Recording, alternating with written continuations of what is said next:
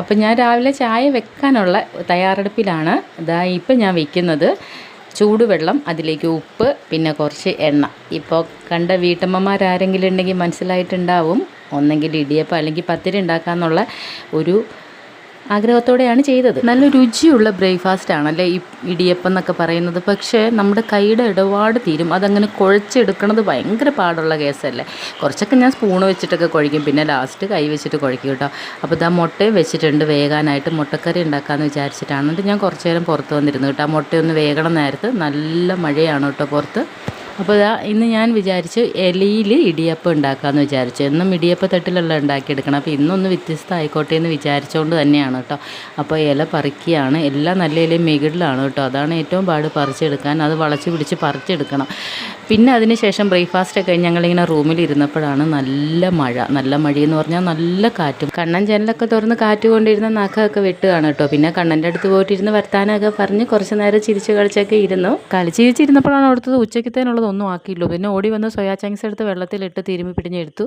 പിന്നെ ബിരിയാണി ഉണ്ടാക്കാമെന്ന് വിചാരിച്ചിട്ടാണ് കേട്ടോ. അപ്പോൾ സോയാ ചങ്ക്സിൻ്റെ റോസ്റ്റും ബിരിയാണിയും കൂടെ നമ്മൾ സാധാരണ റോസ്റ്റ് ഉണ്ടാക്കുന്നതുപോലെ തന്നെ സോയാ ചങ്ക്സ് വെച്ചങ്ങ് ഉണ്ടാക്കുന്നേ ഉള്ളൂ കേട്ടോ. പിന്നെ രണ്ടടുപ്പിലായിട്ട് ഞാൻ ഒരടുപ്പിൽ ബിരിയാണിയും ഒരടുപ്പിൽ സോയാ ചങ്ക്സിൻ്റെ റോസ്റ്റ് കൂടെ ഉണ്ടാക്കിയെടുത്തു.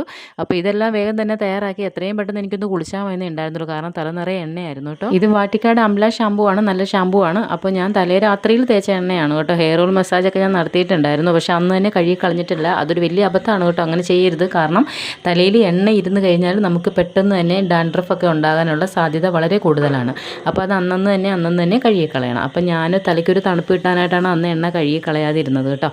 അപ്പോൾ നല്ല തലയൊക്കെ നല്ല വൃത്തിയായിട്ട് കഴുകിയൊക്കെ കഴിഞ്ഞപ്പോഴത്തേക്ക് വിശപ്പിൻ്റെ വിളി എത്തി. പിന്നെ വേഗം ചെന്നിട്ട് ബിരിയാണിയും പിന്നെ നമ്മുടെ സോയയുടെ റോസ്റ്റും ഒക്കെ കൂട്ടി തട്ടിയേക്കാമെന്ന് വിചാരിച്ചിട്ട് ഞാൻ അതൊക്കെ വന്ന് എടുത്തു കേട്ടോ. സത്യത്തിൽ നല്ല ചൂടുണ്ടായിരുന്നു. ചൂടോടെ ആക്രാന്തത്തോടെ വരച്ചുന്ന നാവും വയറും എല്ലാം പൊള്ളുമല്ലോ എന്ന് വിചാരിച്ച് അവിടെ നിന്ന് ആസ്വദിച്ച് കഴിക്കുകയാണ് കേട്ടോ. ഞാൻ കുറച്ച് തണുത്തിട്ട് കഴിക്കാമെന്ന് വിചാരിച്ചിട്ടാണ്. സാധാരണ ചൂടോടെ കഴിക്കുന്നതാണ് എൻ്റെ സ്വഭാവം. ഇനിയിപ്പോൾ വൈകുന്നേരമായി കേട്ടോ. ചായ സമയം ആയി, ടീ ടൈം.